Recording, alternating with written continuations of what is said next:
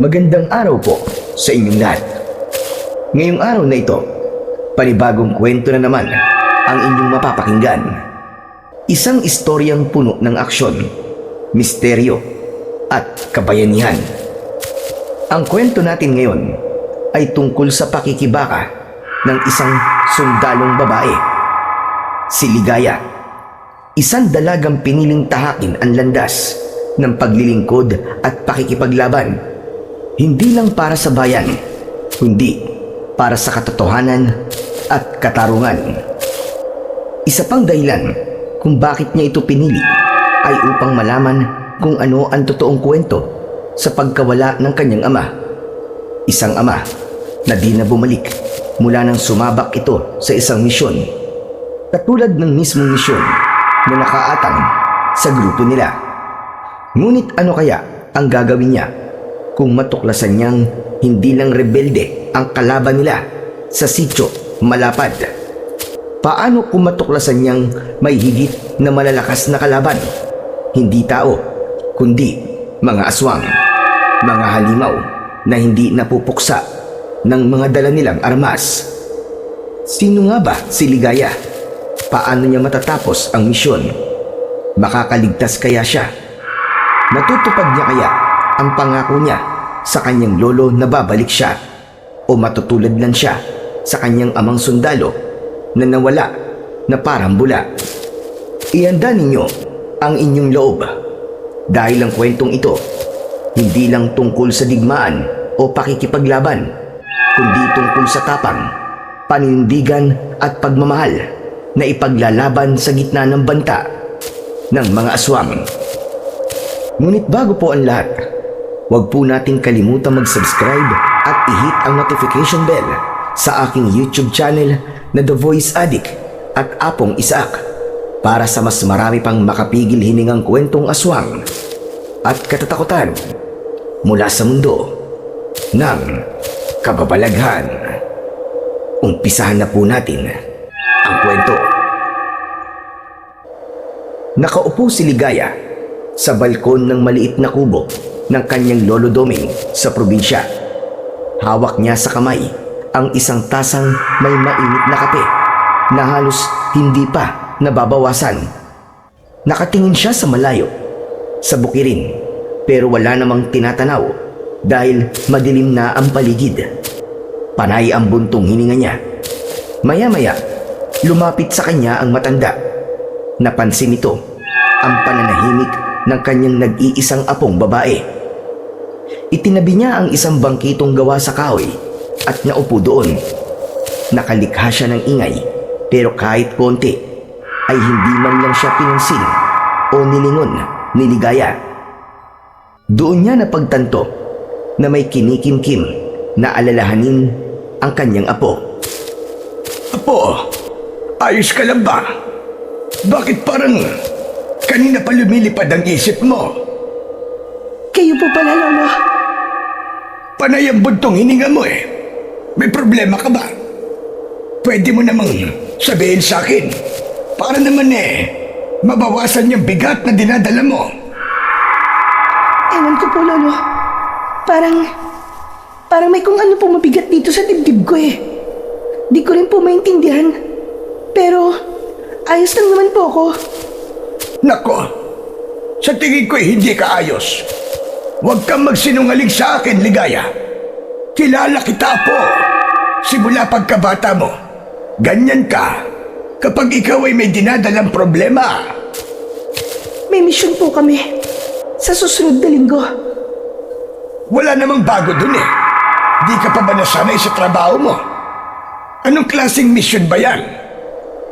Ipapadala po kami sa sitio Malapad. Anak niyang, di ba yun yung lugar na sinasabing may grupo ng mga rebelde? Tama po kayo, Lolo. Doon nga po. At yung grupo po na yun ay biyasang-biyasa sa pakikipaglaban. Sanay sa gubat. Parang mga gerilya daw. Walang awa kung pumatay. Alam niyo po, madaming mga sundalong pinadala roon. Pero ni isa, walang nakakabalik. Walang nakakauwi sa kanilang pamilya. Lahat patay. Ang masakit pa po ay wala man lang bangkay na naiuwi. Para bang naglaho lang na parang bula. Naku, talagang delikado pala. Saka, nakakatindig ng balahibo ang kwento mo, Apo. Anong klaseng mission bang ginagawa doon? At saka, ba't naman kayo ang napili? Recon and recovery, Polo. Kailangan namin malaman kung ano nangyayari doon. Tapos ay, ang maibalik ang dating kondisyon ng sityo na mabawi ito sa mga rebelde. Ganun ba?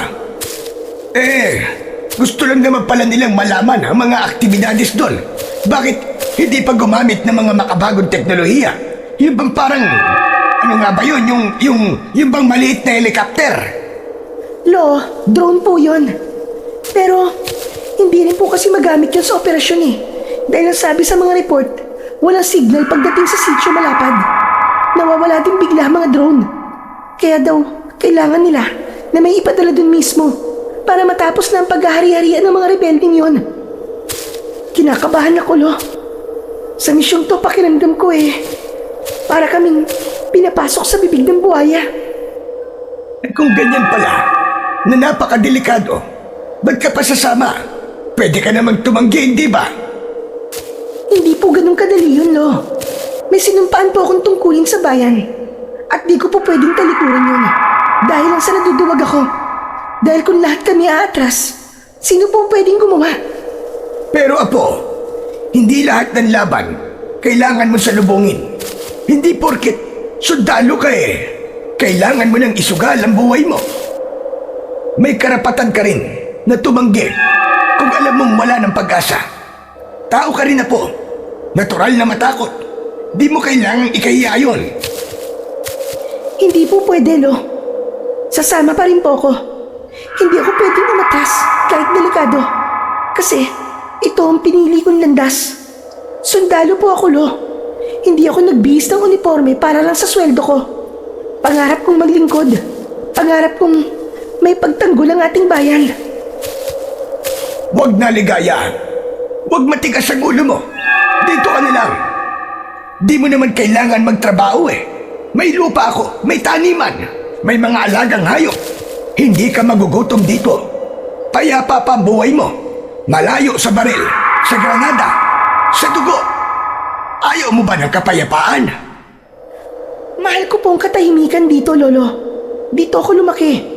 Dito ako natutong mangarap. Pero, hindi po kasi ito ang pinili kong landas. Nung nagsundalo po ako, namulat ako sa katotohanan sa labas ng bukid na to ay maraming tao umaasa sa proteksyon, sa tulong at sa tapang ng mga taong tulad ko. Hindi ko po kayang tumalikod sa responsibilidad na yon. Oo nga, tama ka naman doon. Pero bakit palaging silang iniisip mo? Di ba tungkulin mo ding alagaan ang sarili mo? Bayan muna, Lo. Bago ang sarili ko. Kahit na, ako na lang ang kasama mo, Apo. Paano kung hindi ka na makabalik? Paano naman ako? Isipin mo naman ako, Apo. Alam mo bang sa tuwing umaalis ka at sasabak sa isang misyon, palagi akong nagdarasal na huwag kang kunin ng gera sa akin. Pero itong sinasabi mo ngayong operasyon, imposibleng mabuhay kayo, di ba? Bakit, Apo? Ayaw mo na ba akong makasama? Lolo Doming, mahal na mahal ko po kayo. Kayo po nagturo sa akin kung paano maging matapang. Pero kung susuko ako ngayon, hindi ko mapapatawad ang sarili ko na wala akong naipaglaban. Gusto kong maging isang sundalong handang isugal ang lahat para sa iba. Matapang ka nga talagang bata ka. Pero sana, maisip mong hindi lahat ng sakripisyo ay kailangan mong akuin. Pwede ka namang maging bayani sa ibang paraan. Hindi mo kailangan mamatay o magsakripisyo ng buhay para lang matawag kang tapat sa iyong tungkulin. Alam ko po yun, Lolo Doming. Pero habang may kasamaan, habang may nang-aabuso sa kapangyarihan, habang may nang-aapi, lalaban po ako. Saglit silang natahimik. Ang gabi ay tahimik rin. Hawak pa rin ng dalaga ang tasa ng kape. Habang si Lolo Doming naman ay pilit na iniintindi ang desisyong ayaw niya sanang marinig. Pero alam niyang wala naman siyang magagawa. Lolo Doming, hindi ako natatakot mamatay. Ang totoo niyan gusto ko ding malaman kung ano ba talaga ang misteryoso sa sityong yun. Gusto kong malaman kung ano ang mga nangyayari sa mga sundalo. At gusto kong maunawaan kung bakit hindi na nakabalik si Papa. Kailan mo pa nalaman ang tungkol sa papa mo, Ligaya? May mga ipinakita sila sa aking files at reports. Nakita ko ang profile niya. Yung batch nila. Sila ang unang pinadala sa sitio na yun. Bakit hindi niyo po sinabi sa akin ang tungkol sa bagay na to, Lolo? Patawad na po kung nagsinungaling ako sa iyo tungkol sa pagkawala niya. Ayoko kasing malaman mo noon. Masyado ka pang bata. Ayokong danasin mo yung sakit na dinanas namin nung bigla na lamang siyang nawala.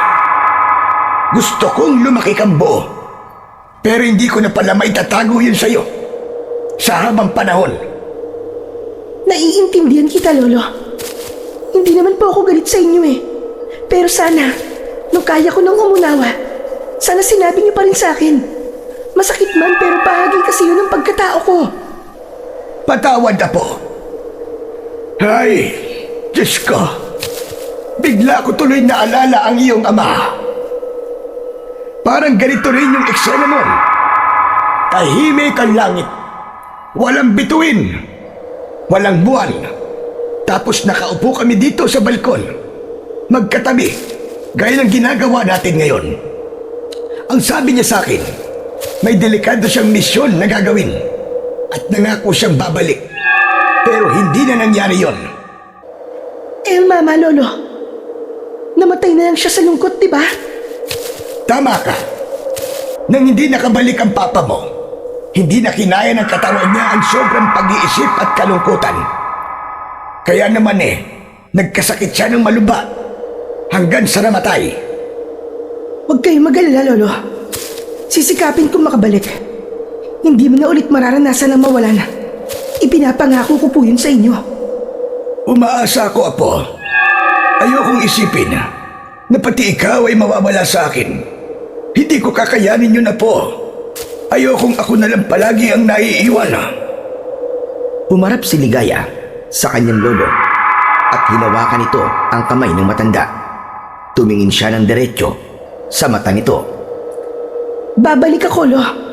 Kahit anong mangyari, babalik ako sa'yo. Salamat. Pero sandali. Meron akong ibibigay sa'yo. Tumayo ang matanda. Pumasok ito sa kanyang kwarto. Ilang minuto ang lumipas bago ito bumalik. Sa kanyang kamay ay may hawak siyang isang maliit na kahon na yari sa kahoy. May mga ukit ito sa gilid at lumang-luma na ang itsura. Binuksan niya ito sa harap ni Ligaya at mula sa kahon ay inilabas niya ang isang kwintas na may palamuting kulay puting bato na may kulay itim na may dilaw na guhit sa gitna. Parang mata ng pusa. Nakapalamuti ito sa isang kwintas na yari sa itim na tali. Simple pero may kakaibang dating. Teka, Lo. Ano po yan? Ito ang mutya ng bayuko. Ang ganda naman po niyan, Lo. Parang buhay na mata. Para siyang nakatingin sa akin. Tama ka. Para nga itong isang mata. Pero hindi pangkaraniwan. Ang kapangyarihan nito, Apo, ay parang sa mutya ng itim na pusa. Pero malinis ito. Hindi galing sa itim na ritual ng mga mangkukulam. Ito ay galing sa kalikasan. Kusang ipinagkaloob ng mga diwata o gabay sa mga taong karapat-dapat. Talaga po? May kapangyarihan po ang bagay na yan? Oo naman, Apo. Meron itong mga kapangyarihang taglay. Siyam ang buhay ng sino mang magdadala nito. Kapag suot nito, hindi ka basta-basta mamamatay. Kaya mong makaligtas sa mga matitinding sitwasyon o kahit mabingit ka pa sa kamatayan. May tagabulag din yan. Pag sinuot mo yan, hindi ka kagad makikita ng kalaban. Parang pusa ang kilos mo. Mabilis, tahimik at maliksi. Ito, Apo, Kunin mo at isuot mo. Sa'yo na yan. Ipinagkakaloob ko na sa'yo. Po? Sa akin na po to? Sigurado po ba kayo, Lo? Bakit niyo po to binibigay sa akin? May nabanggit ang papa mo noon bago siya umalis. May sinabi siya tungkol sa sitio Malapad. Oo, may mga rebelde raw doon. Pero hindi lang sila ang tunay na kalaban. May mga nilalang daw doon na hindi basta-basta. Mga halimaw, mga anino. Hindi man niya maipaliwanag ng buo. Pero sigurado siya na may iba pang kalaban. Mas malalim, mas mapanganib. Mukhang mas lumalalim nga po ang misteryo sa lugar na yon, Lolo. Kaya nga, alam mo bang ibinigay ko to noon sa kanya? Kaso hindi niya dinala. Iniwan niya nung gabi bago siya umalis. Nilapag niya ito sa tabi mo habang natutulog ka. Hindi ko alam kung bakit niya ginawa yun. Parang alam niyang hindi na siya makakabalik. Ngayon, hinihiling ko sa'yo na dalhin mo ito. Isuot mo, Apo. Huwag mong huhubarin habang nasa misyon ka. Kinuha ni Ligaya ang mutya mula sa loob ng kahon.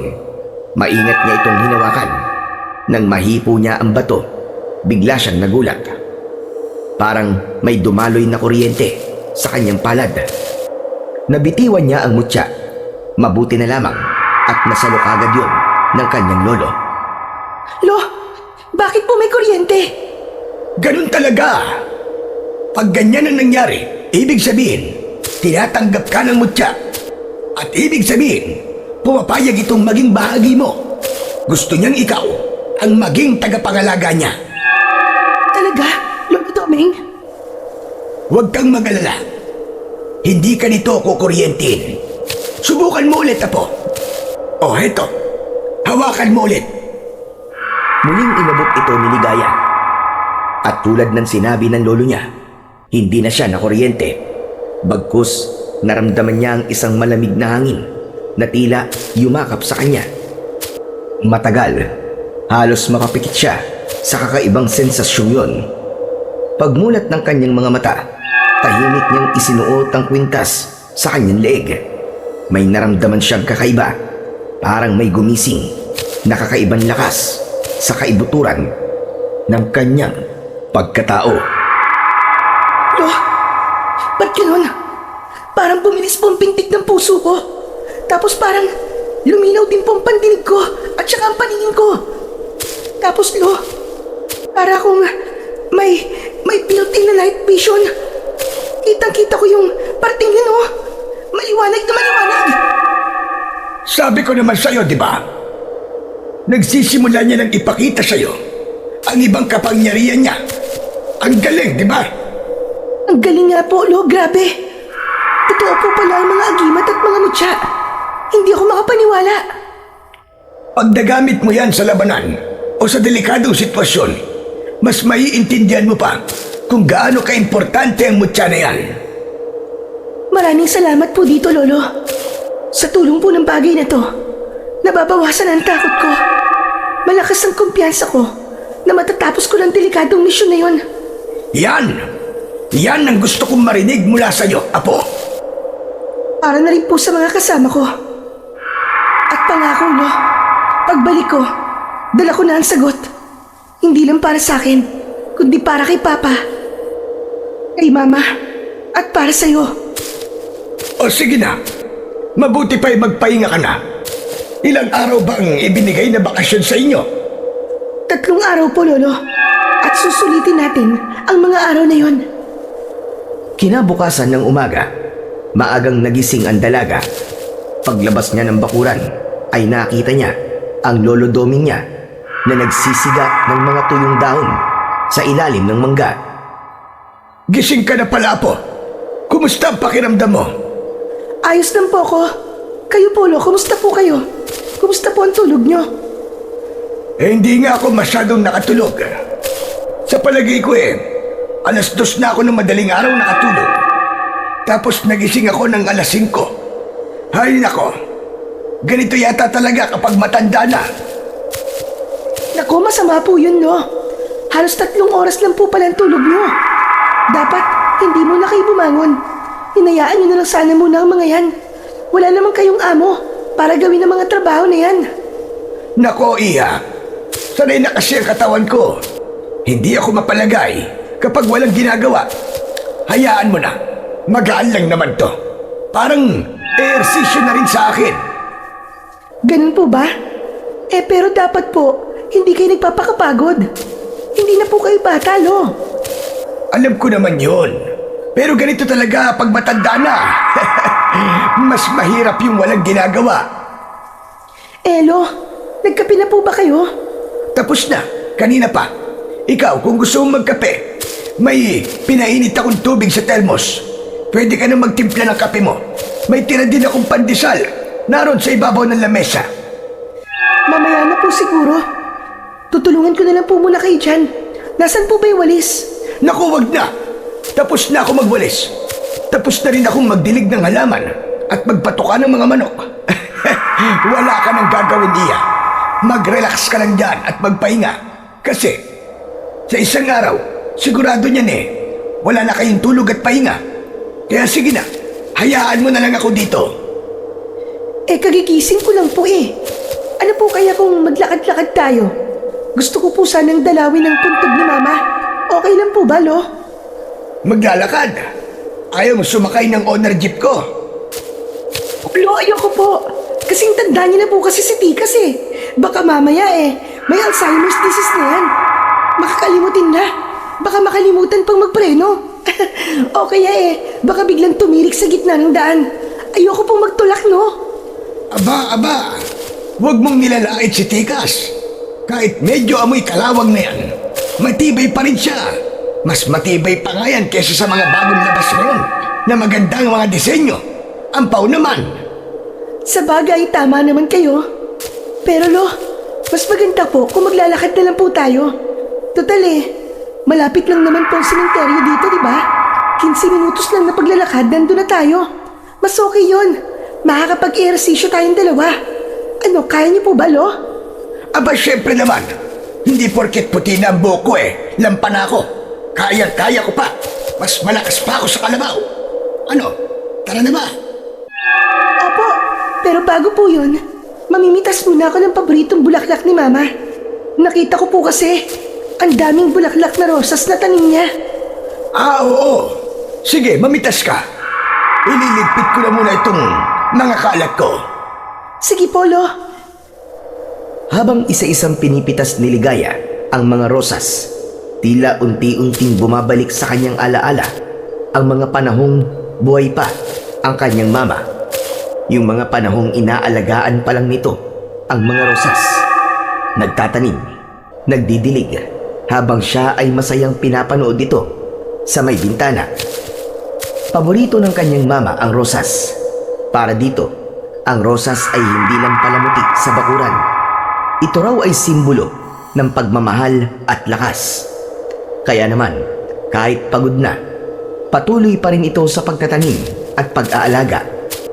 Ngayon, si Ligaya na ang namimitas ng mga bulaklak na yon.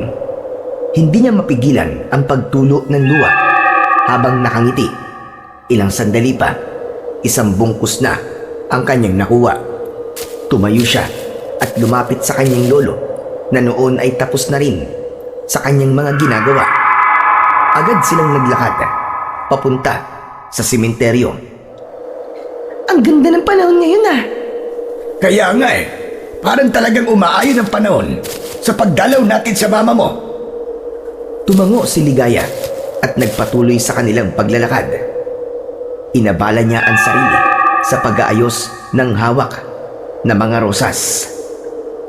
Ngunit maya-maya, isang motorsiklo ang biglang humarurot sa pababang kalsada. Mabilis ito at panay ang busina. Tila nawala ng kontrol. Dire-diretso ito papunta sa direksyon nila Ligaya at Lolo Doming. Napalingon ang matanda. Ligaya! Masyadong mabilis ang pangyayari. Wala ng oras para tumakbo o umiwas. Lalo't biglang lumitaw ang sasakyang yun sa likod nilang dalawa. Ilang pulgada na lang ang layo nito ay mababangga na sila. Pero imbis na matulala, mabilis na nakaatras si Ligaya. Parang otomatikong gumalaw ang kanyang katawan. Nahila niya si Lolo Doming. Tila tumigil ang mundo sa loob ng ilang segundo. Sa kabutihang palad, hindi tumama sa kanila ang sasakyan. Bumangga ito sa isang puno. Eksaktong lugar kung saan sila kanina nakatayo.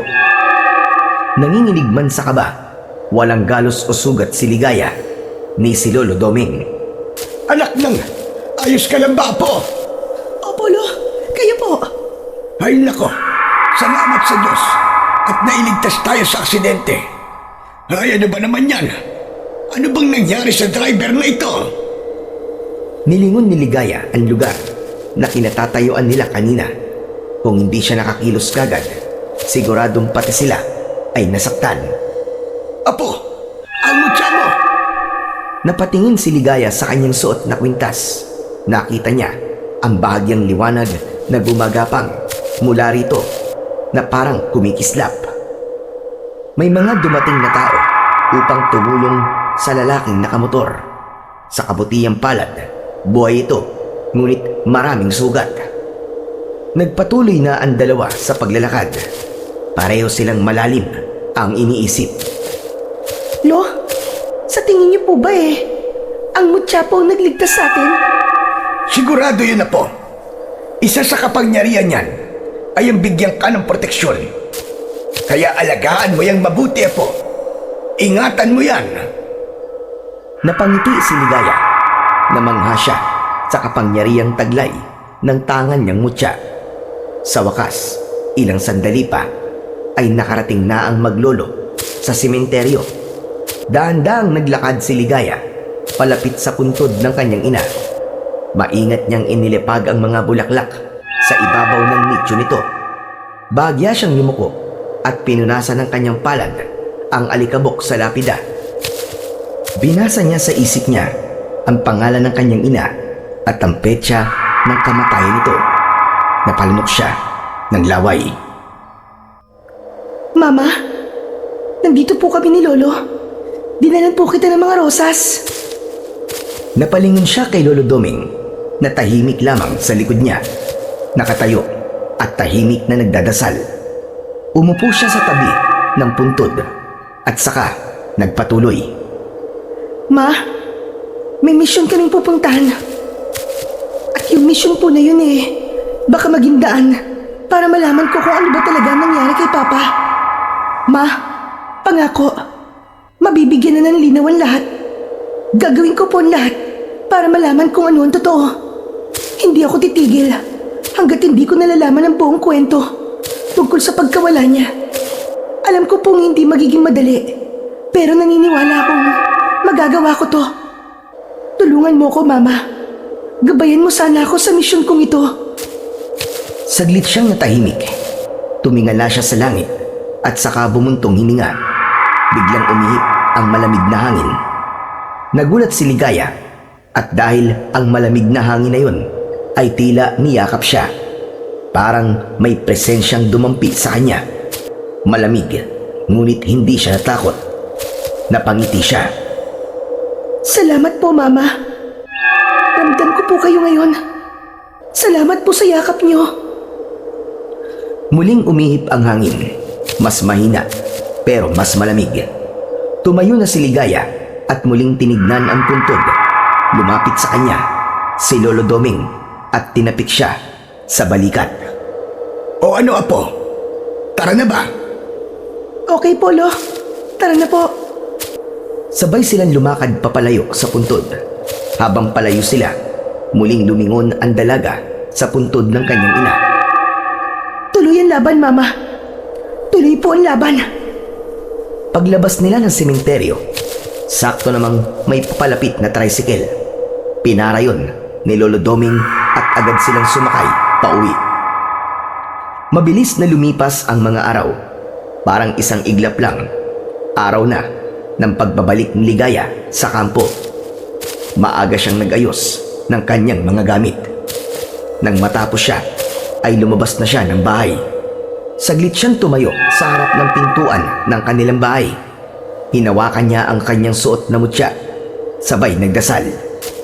Dumating na ang tricycle na maghahatid sa kanya sa terminal. Bago siya tuluyang sumakay, lumapit sa kanya ang kanyang lolo. Nasa kamay nito ang isang maliit na bote ng langis, kulay dilaw at may matapang na amoy na pamilyar kay Ligaya mula pagkabata. Noon ay kilalang mahusay na albularyo ang kanyang lolo sa kanilang bayan. Dinarayo siya ng mga tao mula sa iba't ibang lugar para magpagamot. Marami siyang alam sa orasyon at dasal na minana pa sa mga ninuno nila. May lahi silang albularyo at ito ngayon ang huling pinamanaan ng kaalaman ng kanilang angkan. Ngunit sa paglipas ng panahon, hindi na siya ganun kaaktibo. Bihira na rin ang nagpapagamot sa kanya. Dumarami na rin kasi ang mga klinika at ospital sa kanilang lugar. Mas marami na ang natutong magtiwala sa modernong medisina kaysa sa panggagamot ng albularyo. Pero para kay Ligaya, alam niyang totoo lahat ang mga kakayahan ng kanyang lolo. Ramdam niya ito, lalo na ngayong dala niya ang mutya. Matapos ang basbas, umalis na siya sakay ng tricycle. Tahimik lang siya habang binabaybay ang pamilyar na kalsada patungong terminal. Pagdating niya doon, bumili kagad siya ng tiket. Naghintay ng ilang minuto bago dumating ang bus biyaheng patimog. Sumakay na siya at naupo malapit sa bintana. Halos 4 na oras ang biyahe at sa loob ng 4 na oras na yon ay hindi mapakali ang dalaga. Panay ang isip niya sa mga maaaring mangyari kapag naipadala na sila sa misyon. Alas 5 na ng hapon siya nakarating sa kampo. Pagbaba niya sa harap ng gate, sinalubong na siya kagad ng gwardya. Nakilala agad siya kaya pinapasok na siya. Napatingin siya sa paligid. Ang kampo ay maayos at organisado. May mga gusaling sementado na yari sa konkreto. May ilang toldang pansamantala para sa mga bagitong sundalo at may mga opisina na may watawat sa harapan. Sa gilid ay ang motor pool kung saan nakaayos ang mga military truck at ilang motorsiklo. Napatingin siya sa truck. Ito ang gagamitin nilang sasakyan papunta sa sitio Malapad. Malapit doon ay ang armory at sa di kalayuan ay ang command post na laging may 2 sundalong nagbabantay sa labas. Biglang bumukas ang pinto ng command post. Lumabas si General Roberto Reyes. Ang general ay matikas at kagalang-galang sa paningin ng iba. Pero para kay Ligaya, isa itong lumalakad na epal na sobra ang tingin sa sarili. Lieutenant Ligaya, Napalingon ang dalaga. Tumindig siya ng maayos at agad na nagbigay ng galang. Sir? Ngumiti si Roberto habang palapit ng palapit. Nakangiti ito at nang makalapit, bahagya itong yumuko sa tenga ng dalaga. alam mo, mas lalo kang gumaganda kapag hindi ka nakasuot ng uniforme. Hindi kagad nakaimik si Ligaya sa sinabi ng general. Pinili niyang manatiling profesional pero hindi pa tapos ang general. Sumama ka sa akin mamaya. Mag-dinner tayo. Ano, sir? Pumayag ka na. Kaya kitang i-pull out sa assignment mo kung makikipag-date ka sa akin. Sir, hindi po. Itungkulin po ko. At hindi ko po yun basta-basta iiwan para lang sa... Ano ka ba naman, Santos? Ako na nga nagsasabi. Kung gusto mo lang naman. Alam mong delikado yung misyon. Ayaw mo ba nun? Inililigtas na kita, pero syempre may kapalit. Sige na, tanggapin mo na. Hindi lahat binibigyan ko ng pagkakataong ganito. Pag-isipan mo. Naalibadbaran si Ligaya. Uminit ang pakiramdam niya nang marinig yun. Hindi na niya napigilan pa ang sumagot sa general. Sir, excuse me po. Baka lang kasi nakakalimutan nyo. Sundalo ako. Hindi ako pokpok. Kung may gusto ko yung gawin para sa karir ko, gawin niyo yun. Base sa kakayahan ko. Hindi sa pagitan ng hita ko. Nanigas ang mukha ng general sa kanyang narinig. Ngunit makaraan ng ilang sandali, bigla itong tumawa ng malakas. Alam mo ba't sayang ka? Sayang ka talaga, Ligaya Santos. Maganda ka, matalino, pero tanga ka pagdating sa diskarte sa buhay. Kung ako sa'yo, tinanggap ko na matagal kong alok sa'yo. Kung gusto mong umangat dito, dapat marunong kang makisama. Hindi ko po kailangan ng tulong nyo. Matapang ka talaga. Palaban. Kaya kita nagugustuhan eh. Kaya lang sayang. May tao nang handang mag-angat sa'yo. Pero tinatanggihan mo pa. Ikaw din. Kapag tumigil na ako, baka mapag-iwanan ka. Diretsong tumingin si Ligaya sa manyakis na opisyal. Kung ang pag-angat ay may kapalit na ganitong klaseng kababuyan, mas pipiliin ko pang manatili na lamang kung nasan ako. Hindi ko ibibenta ang dangal ko para lang makakyat ako. Hindi yun itinuro sa amin sa akademya. Bahala ka. O sige na, maganda ka. Dahil bukas na bukas, ipapadala ko na kayo sa gera. Ipagdadasal ko na makaligtas ka. Pagkasabi nun, ay tumalikod na ang general. Tahimik si Ligaya, pero matikas pa rin nakatayo. Ramdam niya ang panginginig ng kanyang laman dahil sa kinikimkim na galit. Nang makalayo ang opisyal, saka lang niya inilabas ang tunay na nararamdaman para dito. Hayop ka. Matagal na ako may hinala sa'yo. Malakas ang pakiramdam ko nga. May mga anomalya kang ginagawa sa hanay natin. Kaya humanda ka. Pagbalik ko, haharapin kita. Ako magpapabagsak sa'yo. Buwisit ka. Nagpatuloy na siya sa paglalakad at tinungo ang barracks para sa kanilang mga babaeng sundalo. May ilang kapwa sundalo ang bumati sa kanya. Dumiretso siya sa isang cubicle sa loob ng barracks, isang folding bed, isang cabinet at maliit na lamesa ang laman ng kanyang espasyo. Nilapag niya ang kanyang bag at naupo. Dahan-dahan niyang hinila mula sa ilalim ng kanyang damit ang mutyang suot niya. Makapangyarihang mutya.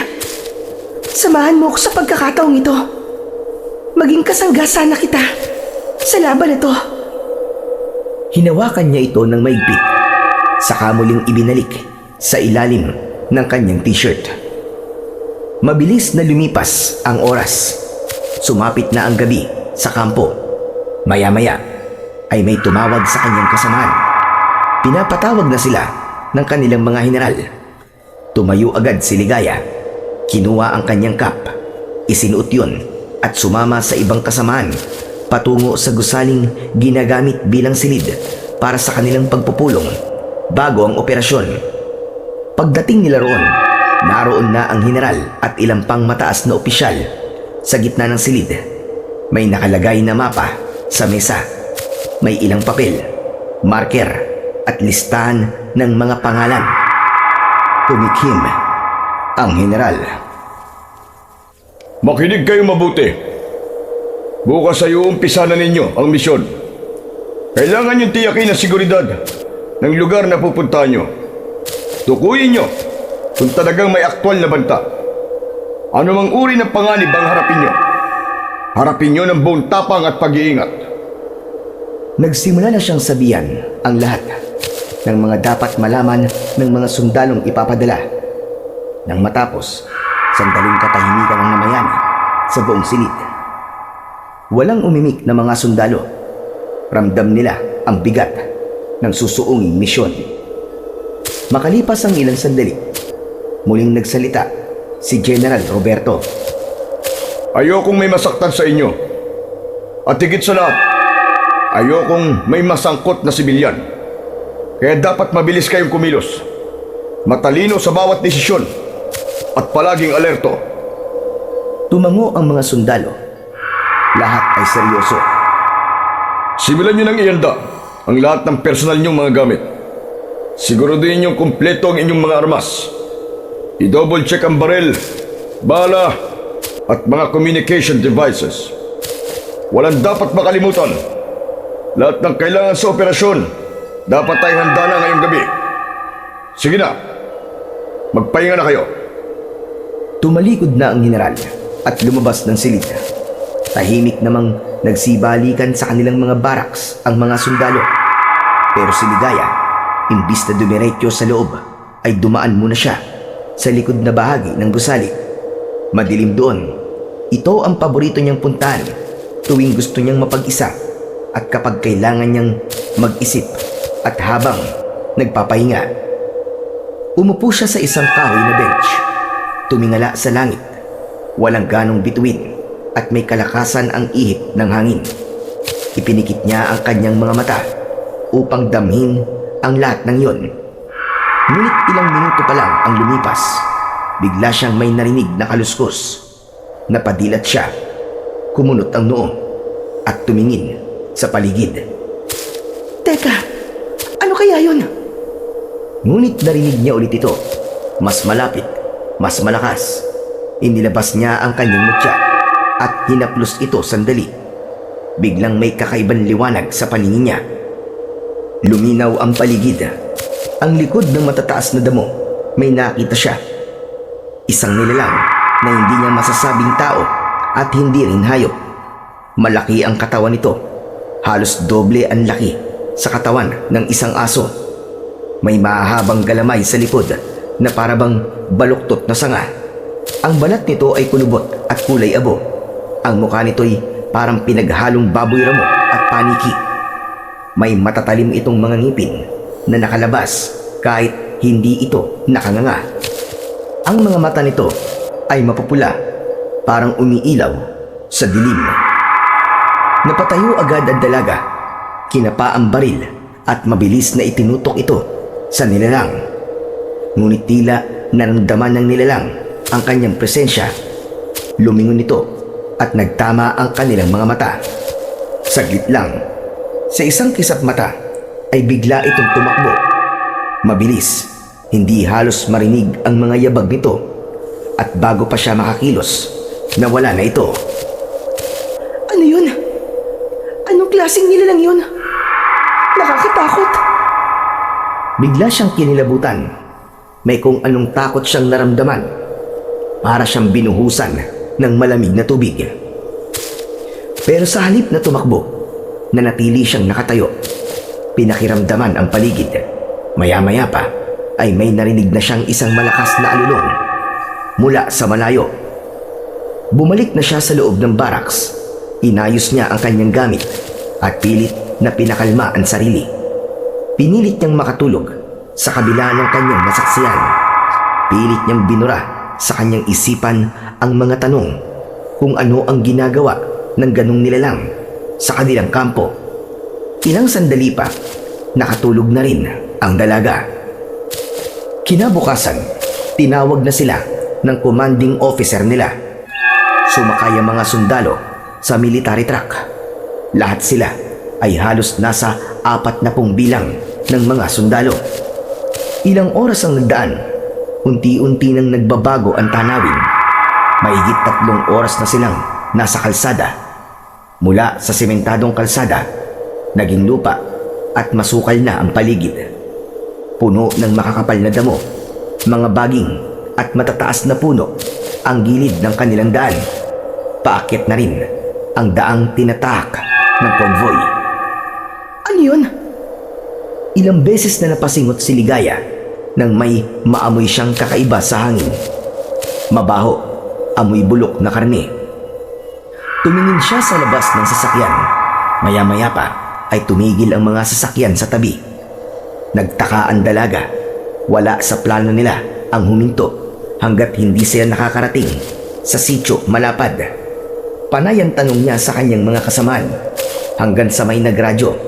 Sinabi nito ang isang masamang balita. May mga naiwanan silang gamit. Wala silang nadalang supply, pagkain, mga damit at kanilang mga bag, mga karagdagang baril, bala at iba pa. Ano? Paano nangyari yun? Bakit? Imposible! Agad silang nagkagulo. Pakiramdam ni Ligaya, may sabotaheng nangyari. Naramdaman niyang may mali. Pagtingin niya sa may bandang kanan ng daan, may mga taong nakatayo. May mga bitbit ang mga ito na tila mga panggatong. Lahat sila ay pawang mga kalalakihan. Malalaki ang katawan at sunog sa araw ang mga balat.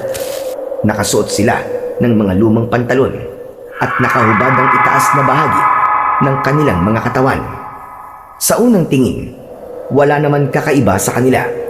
Ngunit nang mapansin ni Ligaya na pare-pareho ang tato ng mga ito sa kaliwang balikat, isang ulo ng agila, nagsimula siyang magduda sa katauhan ng mga ito.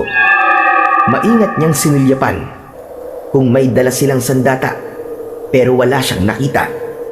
Nagkunwari na lamang siyang magtanong gamit ang kalmadong boses. Mga boss, may alam ba kayong pwedeng matutuluyan? O kaya may makakainan na malapit dito? Naku walang ganun dito sa bundok. Saan ba kayo pupunta? Sa sitio malapad ba? Po, hindi po. Hindi kami dun pupunta. Ang lagay parang naligaw po kami. Hindi kayo naliligaw. Alam naming sa sitio malapad ang punta nyo. Bakit ba padala ng sundalo sa sitio na yun? Delikado yung papunta ron. May alam kayo tungkol sa sitio malapad? Oo naman. Lahat ng tao dito ay alam tungkol sa lugar na yun. Mga pugad yun ng aswang. Lahat ng pumapasok doon, hindi na nakakalabas. Ano ka mo? Pugad ng aswang? Oo, maraming aswang ang namamahay doon. Kaya bumalik na kayo kung saan kayo nanggaling. Hindi nyo alam kung ano pinapasok nyo. Delikado sa lugar na yun. Huwag nyo nang subukan. Ngunit sa kabila ng babala ng lalaki at sa kakulangan nila ng gamit, nagpatuloy pa rin sila sa biyahe. Dumilim na ang paligid. Hindi na nila matukoy kung anong oras o ilang kilometro ba ang lalakbay nila. Ang masama pa, hindi na yun ang orihinal na rutang dapat nilang daanan. Wala na sa mapa ang daang tinatahak nila. Maya-maya pa, may namataan silang isang maliit na baryo sa di kalayuan. May iilang kubo na yari sa kahoy at pawid. Bagyang may ilaw sa mga lumang lamparang nakasabit sa mga pasimano. Tao po! Tao po! Ngunit walang sumasagot. Tila walang tao sa lugar na yon. Agad na nagpasya ang kanilang commanding officer na doon na muna sila magpalipas ng gabi. Saka na raw sila maghahanap ng paraan kinabukasan para hanapin ang sityo. Sinubukan nilang silipin ang mga bahay. Maingat nilang binuksan ang mga pinto. Sa loob ay malinis. Maayos ang mga gamit. May mga nakasabit pang damit sa sampayan at may pagkain pa sa ilang mesa. Tila iniwang bigla ng mga tao. Sir, pwede po bang wag na tayo dito? Masama po ang kutob ko sa lugar na to Pero Lieutenant Santos, wala na tayong ibang opsyon. Wala na tayong signal. Paubos na ang diesel ng truck at pagod na mga tao. Kailangan nating magtipid at magpahinga. Rotation na lang ang bantay. Ayusin mo ang team mo. Pero sir, tignan niyo naman. Wala ni isang tao sa paligid. Bukas sa mga bahay, pero walang kahit sinong residente. Malinis sa loob, may gamit pa, pero parang iniwan na lang bigla. Hindi ba kayo nagtataka? Oo, napansin ko rin. Pero baka may pinuntahan lang. Baka may pista sa kabilang baryo o ibang okasyon. Hindi natin alam. Ang mahalaga ngayon, makapagpahinga tayo. Mas lalong delikado kung pipilitan natin magpatuloy sa dilim. Sir, makinig po kayo sa akin. Pakiramdam ko may mali talaga rito. Hindi to normal. Masama talaga ang kutob ko. Tara na ho. Lieutenant, ako ang commanding officer mo. Ako ang masusunod. Ngayong sinabi kong dito tayo magpapalipas ng gabi. Dito tayo. Wala nang diskusyon. Garcia, Tolentino, magsimula na kayong mag-assign ng rotation sa pagbabantay. Yung iba, magpahinga na. That's an order. Do you copy? Napilitang manahimik si Ligaya. Alam niyang wala na siyang magagawa. Nagsimula ng mag-ayos ang mga kasama niya at pumili ng mga kubong tutulugan. Pumasok na rin ang dalaga. 5 sila sa isang kubo. At sa bahay na napili nila, napansin niya ang naiwan pang mainit na tasa ng kape. Bahagya pang may usok na sumisingaw. Tapos sa silid ay may umaandar pang isang lumang radyo na may mahinang statikong tunog. Anak ng mga kasama. Walang matutulog sa atin, ha? May mangyayaring masama. Sigurado ako. Sumang-ayon ang mga kasama niya. Bagamat alam nilang tila sila ay nasa isang patibong, ay pinili na lang nilang maging alerto. Walang natulog. At pagsapit ng hating gabi, unti-unti silang nakaramdam ng kilabot.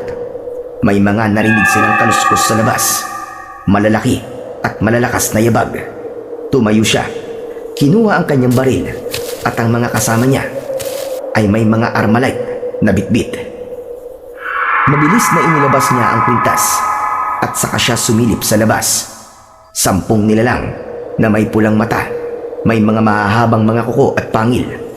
Wala itong pinagkaiba sa nilalang na nakita niya sa kampo.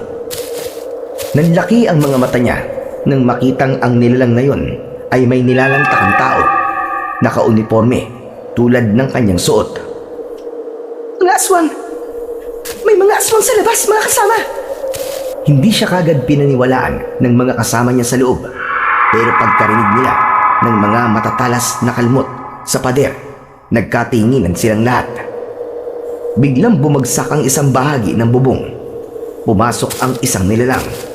Walang pag-aalinlangang binaril ito ni Sergeant Reyes. Sunod-sunod, pero wala ni isa ang tumagos. Isang iglap, nilapitan nito si Reyes at dinakma. Walang kahirap-hirap na ibinalibag ang sundalo sa dingding. Kasunod noon ay nagsigawan na ang mga kasama niyang sundalo, hindi lang sa loob ng kubo, kundi maging sa labas. Sunod-sunod na rin ang putok ng mga baril. Nagkakagulo na. Napalingon si Ligaya sa gilid nang biglang tumalo ng isang aswang sa tabi niya. Kaagad nitong nalaslas ang leeg ng kasamahan niyang sundalo gamit ang matutulis nitong mga kuko. Napaatras si Ligaya sa gulat. Kitang-kita niya kung paano kinaladkad ng halimaw ang katawan ng sundalo at saka ito sinimulang kainin. May ilan pang aswang na pumasok sa loob. Isa-isang napatay ang mga kasama niya. Wala ni isa ang nakaligtas. Nakatayo lang si Ligaya. Hindi makagalaw, hindi makasigaw. Parang nanigas ang buong katawan niya dahil sa bilis at bigat ng mga nangyayari. Ngunit isang bagay ang napansin niya. Wala ni isang aswang ang lumapit sa kanya. Wala rin sumusubok na saktan siya. Para bang hindi siya nakikita. Doon biglang sumagi sa isip niya ang suot niyang mutya. Napahawak siya sa pendant na nakasabit sa leeg niya. Naalala niya ang isa sa mga kakayahan nito. Meron pala itong tagabulag. Isang uri ng kapangyarihan na nagbibigay sa kanya ng kaligtasan. Hindi siya kayang makita ng mga nilalang ng dilim habang suot niya ito. Ilang sandali pa ay tila siya bumalik sa tamang wisyo. Salamat, Lolo. Kung wala to, baka isa na rin ako sa mga napatay nila. Diyos ko, ito ba ang dahilan kung bakit hindi na nakakabalik ang mga sundalo ng buhay? Naglakad siya palabas ng kubo. Maingat, sinikap niyang hindi makalika ng kahit na mahinang ingay. Iniwasan niya ang mga nagkakagulong aswang. Paglabas niya ng pinto, tumambad sa kanya ang may kalunos-lunos pang tagpo. Nagkalat ang bangkay ng mga kasama niyang sundalo. Iba't ibang posisyon, iba't ibang anyo ng kamatayan. May putulang ulo, may wakwak na ang mga tiyan, at ang iba ay tila kinayod ang muka. Pinagpiestahan ang kanilang katawan na napakaraming aswang. Lahat ay abala sa pagmuya ng lamang loob at pagnasab ng mga buto. Napasinghap si Ligaya. Napakapit siya sa dibdib at saglit na napapikit. Ngunit isang sigaw ang gumising sa kanya mula sa matinding takot. Mga lintik kayong mga halimaw kayo! Sige! Tapusin sila lahat! Nagmula sa kabilang bahagi ng gubat ang ilang grupo ng mga armadong lalaki. May mga hawak silang mga sandata na hugis kurbada ang talim at medyo makapal. Ang dulo ay hindi matulis gaya ng espada, kundi hugis pabilog. Mas mahaba sa karaniwang itak pero mas maiksi kesa sa kampilan. Nang mamataan ng mga aswang ang papalapit na grupo, agad silang nagsitakbuhan at nagsitakas.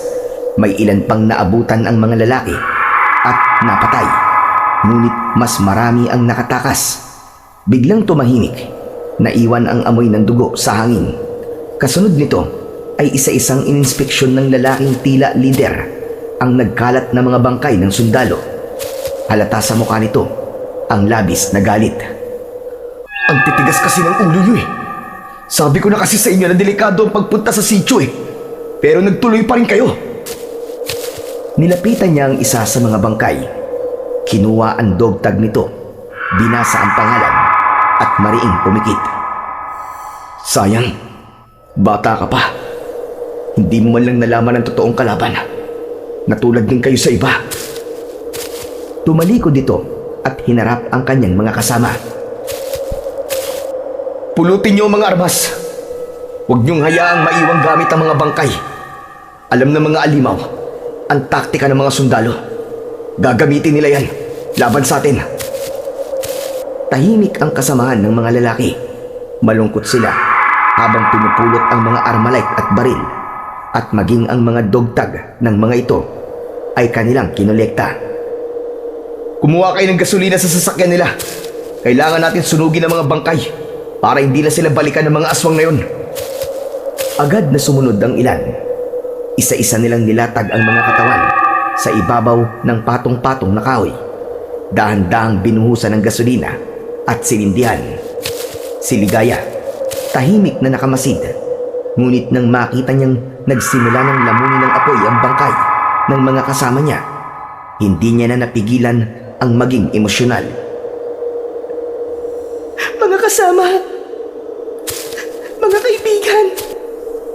Bigla na lang siyang napaiyak. Hindi niya namalayan na napalakas ang kanyang pag-iyak.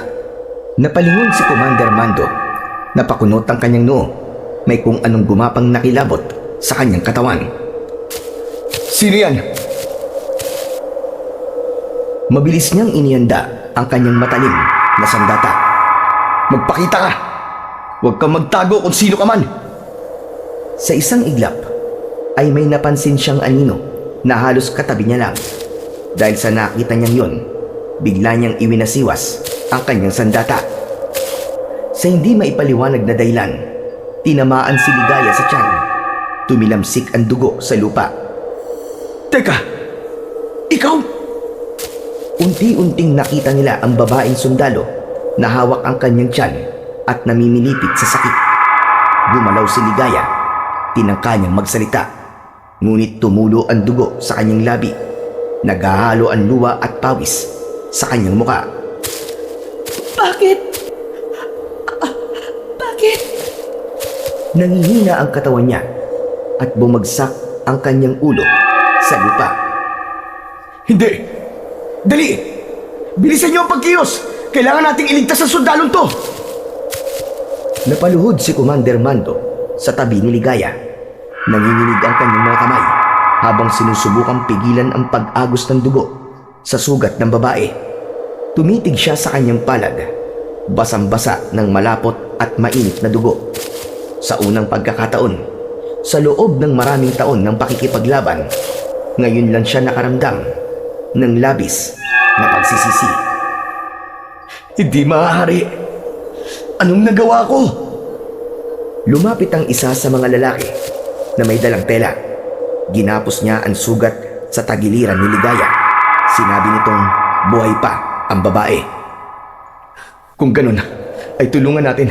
Dali natin sa kampo. Ihanda ang mga sasakyan. Bilisan nyo! Baka hindi na umabot to!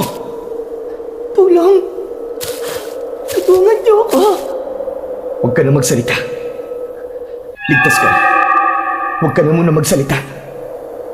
Binuhat ng lalaki si Ligaya at sa bisig nito, nawalan ng malay ang dalaga.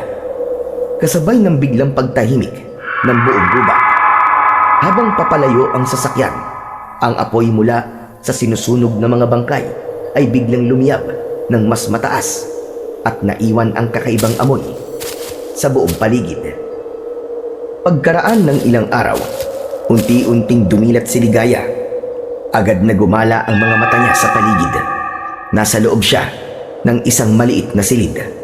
Pawid ang bubong at gawa sa kawayan ng dingding. Agad niyang napansin ang mga nakasabit na tali ng mga bawang sa mga bintana. At pagkatapos nun, ay nabaling naman ang tingin niya sa salaming nakatapat sa kanya. Doon niya nakita ang sarili niya. Maraming dahon ang nakatapal sa kanyang mga braso, sa balikat at sa kanyang tiyan. Nakahiga siya sa isang papag na may banig. May manipis na kumot at may unan. Nalilito siya, ngunit bago pa man siya makapag-isip ng malinaw, nakarinig siya ng mahinang yapak na papalapit. Bumukas ito ng dahan-dahan. Pumasok ang isang lalaki. Nanlaki ang kanyang mga mata nang makilala kung sino ito. Ikaw? Mabuti naman at gising ka na. Salamat. Kumusta na ang pakiramdam mo? Umupo ito sa isang silya sa tabi ng papag. Biglang napahawak sa ulo si Ligaya. Pilit na inaalala ang mga nangyari. Ikaw yung... Teka, nasan ako? Nandito ka sa Sitio Malapad. Ano? Ito yung lugar ng mga rebelde, di ba? Ibig sabihin, nandito ako sa lugar ng mga kaaway. Sandali lang. Kumalma ka lang. Hindi tayo magkaaway. Bakit? Bakit ako nandito? Ako may kasalanan. Nasugatan kita nung... Patawad ha. Hindi ko sinasadya. Akala ko kasi... Hindi na naituloy ng lalaki ang kanyang sasabihin. Yumuko ito sandali. Nagkamali ako. Nasugatan kita. Pero salamat sa Diyos at buhay ka na. Gaano na ako katagal na nandito?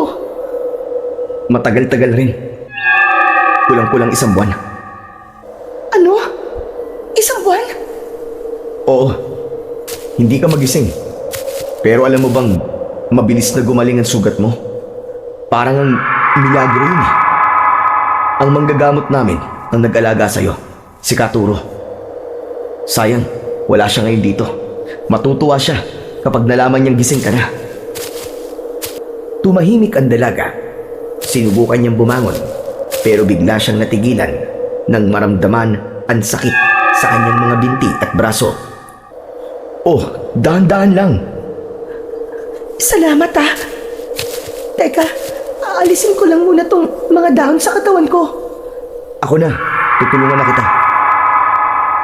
Pasensya ka na kung ganyan kadami ang nakatapal sa'yo.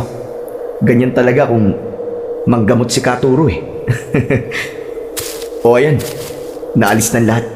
Sandali, kukuhanan lang kita ng palanggan at tubig. Baka gusto mo maghilamos. Huwag na. Ayos lang ako. Dito ka lang.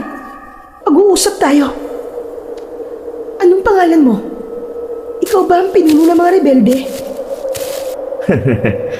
Rebelde? Yung ba ang tawag nila sa grupo namin? Bakit? Ano ba ang dapat itawag sa inyo?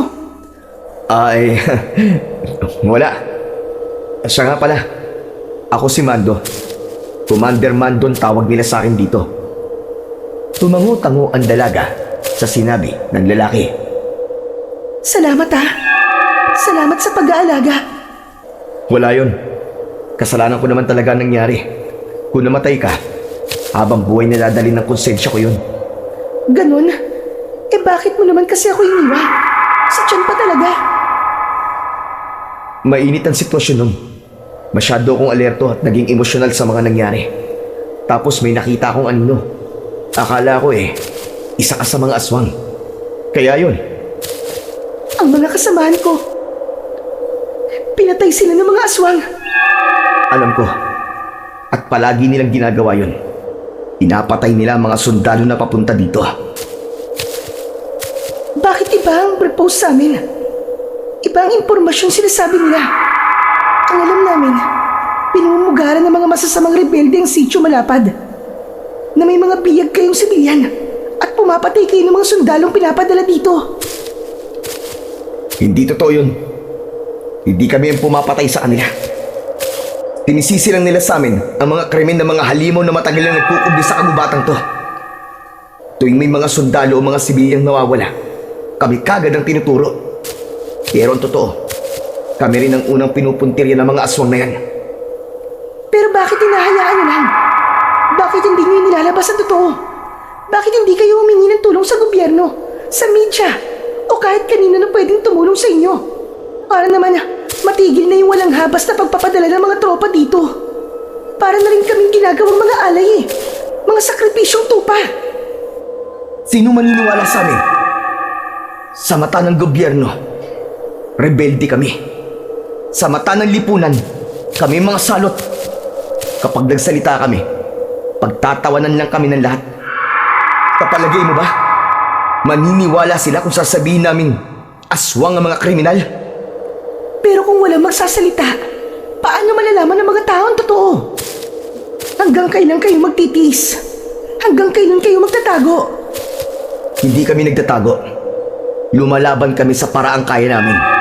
Kung lalantad kami ngayon, walang sapat na pruweba. Kami lang ang mapapahamak. Hindi lang kami, pati na mga pamilyang pinoprotektahan namin dito sa sityo. Eh ano ngayon ang plano nyo? Maghihintay na lamang kayo ng susunod na grupo ng sundalo na papatayin ulit ng mga halimaw na yon? Hindi. May plano din kami para ipaalam sa lahat ang ugat ng kasinungalingan dito sa sityo Malapad. Kung mapatunayan ko na totoo ang lahat ng mga sinasabi mo, nakahanda akong tumulong. Talaga? Paano? Sasabihin mo ba to sa mga kasamahan mong sundalo? Oo, maniniwala sila sa akin. Hindi ka sigurado dyan. Teka, anong ibig mong palabasin? Alam mo bang, bago pa kayo pumunta dito, alam na ng mga aswang, may mga tao silang kasabwat sa labas. May mga mata sila, mga matataas na opisyal na hindi mo akalaing mga pusakal na mamamatay tao. Natulala si Ligaya sa sinabing yun ni Commander Mando. Bigla niyang naalala ang nakitang aswang sa loob ng kampo. Ang aswang na katulad ng mga sumalakay sa kanila. Napagtanto niyang may punto ang mga sinabi sa kanya ni Mando. Hindi ako makapaniwala na kaya nilang gawin yun sa mga kabaro nila. Hindi ko alam na ito pala ang totoo. Lahat kami, pati yung mga nauna sa amin, ginamit, pinahamak. Ganito pala ang nangyari sa papa ko. Ano nangyari sa papa mo?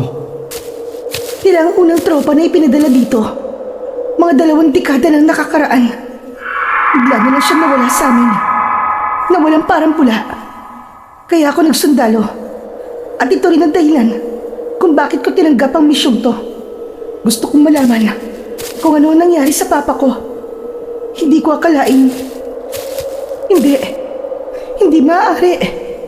Ginawa rin kaya siyang hapunan ng mga aswang ngayon. Anong pangalan niya? May paraan para makita natin kung namatay ba ang papa mo o hindi. Talaga? Paano? Kapag naaabutan namin yung mga bangkay ng sundalo, yung mga dog tag nila, kinokolekta namin at maingat namin na itinatago. Alam mo naman siguro kung gaano kahalaga ang bagay na yun sa inyo, di ba? Kahit duguan, kahit wasak ang katawan, kapag nakita namin may dog tag, kinukuha kagad namin. Tinatago namin dahil alam namin may naghihintay na pamilya, may anak, may asawa, may mga nanay na gustong malaman kung nasaan ang mahal nila. Kung ganun, gusto kong makita ang dog tag ni Papa. Gusto kong makita. Parang awa mo na. Oo, sige, tutulungan kita. Sabihin mo sa akin ang buong pangalan niya. Susubukan kong hanapin sa mga nakolekta naming dog tag. Kung wala, baka isa siya sa mga nailigtas namin sa sagupaan. Teka, meron din kayo naililigtas? Oo naman. Kaso, hindi na sila nakakauwi dahil naniniwala sila sa ipinaglalaban namin. Talaga? Gusto ko silang makita. Gusto ko silang makilala kung sino sila. Alin ba sa dalawa ang gusto mong unahing makita? Yung dogtag ba o yung mga kabaro mo? Pinili ng dalaga na unang makita ang dogtag ng mga sundalong namatay. Tahimik lang siyang nakaupo habang si Commander Mando ay lumuhod sa tabi ng papag na kinahihigaan niya. Mula sa ilalim nito ay hinila niya palabas ang isang lumang baul na gawa sa kahoy. Medyo may kalawang na ang parte nito na may bakal. Dahan-dahan itong binuksan ni Mando. Sa loob, bumungad sa kanya ang sangkaterbang mga kwintas. Ang ilang piraso ay may natuyo pang dugo. Ang iba naman ay may gasgas at ang iba ay nayupi na. Lumuhod na rin ang dalaga at sinimulang basahin ang pangalan na nakalagay sa mga ito. Bigla siyang nalungkot nang mabasa niya ang pangalan ng kanyang mga kasama sa misyon. Naluwa siya pero pilit kinalma ang kanyang sarili at nagpatuloy siya sa kanyang ginagawa. Grabe! Ang dami nila! Oo, hindi na namin mabilang kung ilan ba talaga yan. Lahat ng yan nakuha namin sa iba't ibang engkwentro. Yung iba, halos buto na lang ang natira ng matagpuan namin. Patuloy silang naghanap, pero hanggang sa maubos ang laman ng kahoy, walang nakita si Ligaya na may pangalan ng kanyang ama. Wala dito. Wala dito ang dogtag ni Papa. Kung ganun, buhay siya. Nailigtas pa siya. Nasaan ang Papa ko? Biglang sumigla ang anyo ni Ligaya. Hindi may paliwanag ang sayang nasa mukha niya, ni hindi niya na mahintay na sagutin siya ng kanyang kausap. Wala sa mga ito ang pangalan ni Papa. Kaya posible talagang buhay siya, hindi ba? Please, gusto ko makita ang mga sundalong nailigtas niyo. Pakiusap. Oo, sige. Pero wala akong kilalang Conrado Santos dito. Ayokong bigyan ka ng maling pag-asa. Wala. Pero imposible namang... Teka, baka pinago niya ang pangalan niya. Please, gusto ko silang makilalang lahat. Tumango ang binata. Tumayo na ito at agad na lumabas ng silid. Maya-maya ay narinig niya ang malakas na sigaw ni Mando. Ipinapatawag niya ang lahat ng kasamaan na nailigtas nila sa kamay ng mga aswang. Ilang minuto lang, nagsidatingan na ang mga tao. Lumabas si Ligaya sa silid at tumayo sa gitna ng maraming mata na nakatingin sa kanya. Kinakabahan siya pero kailangan niyang malaman ang totoo. Ako po si Ligaya Santos. Anak po ko ni Lieutenant Conrado Santos. Sundalo siya. Kabilang siya sa mga unang tropa niya pinadala dito. Nais ko pong malaman kung nandito siya. Kung may nakakakilala po sa kanya. Tahimik ang lahat. Tinignan ng ilan ang isa't isa. Tinawag ang kanilang mga pangalan pero wala sa kanila ang pangalan ng ama. Nasaan ang Papa ko? Nasaan siya? Bakit wala siya dito? Anong nangyari sa kanya? Akala ko malalaman ko na. Pero wala pa rin pala. Hindi na kinaya ni Ligaya ang nararamdaman. Nahilo siya sa sama ng loob at lungkot. Kaya dali-daling ibinalik siya ni Commander Mando sa loob ng silid. Doon siya umiyak ng umiyak. Ilang sandali pa, may pumasok na lalaki sa loob ng kwartong yun. Taturo? Aba, totoo ba to? Gising na ang pasyente ko? Pagkakita sa lalaking dumating, agad na napatayo ang dalaga. Papa? Ikaw nga! Papa ko! Teka, Papa. Bakit mo ako tinatawag na Papa? Nako, mawalang galang na. Mukhang may pag-uusapan kayong mahalaga. Mabuti pa iwan ko na lang muna kayong dalawa dito. Dali-daling lumabas si Mando para bigyan sila ng pagkakataong makapag-usap. Umupo ang lalaki sa tabi niya habang pinagmamasdan siya. Ako si Ligaya.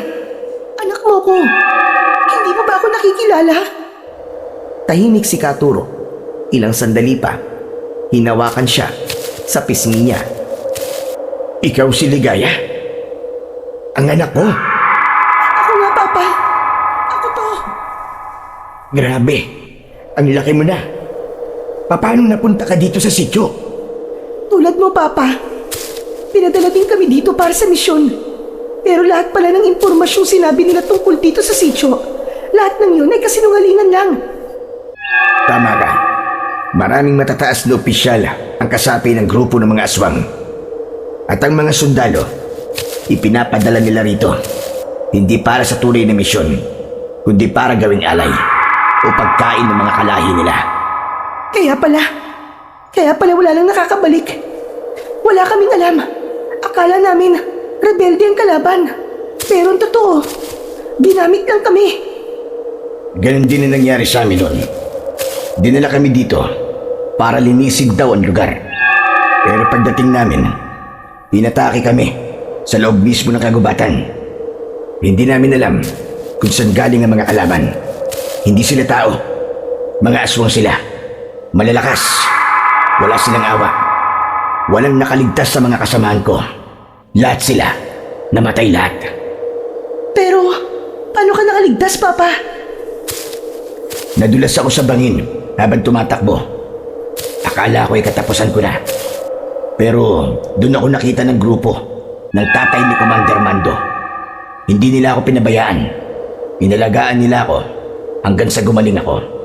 Pero pagbangon ko, wala na akong maalala. Tinawag nila akong Katuro. Nasanay na ako sa pangalang yon. Kaya naman, maski bumalik na ang alaala ko sa paglipas ng panahon, hindi ko na binago ang pangalan ko. Anak, sa lugar na ito, nakita ko ang totoo.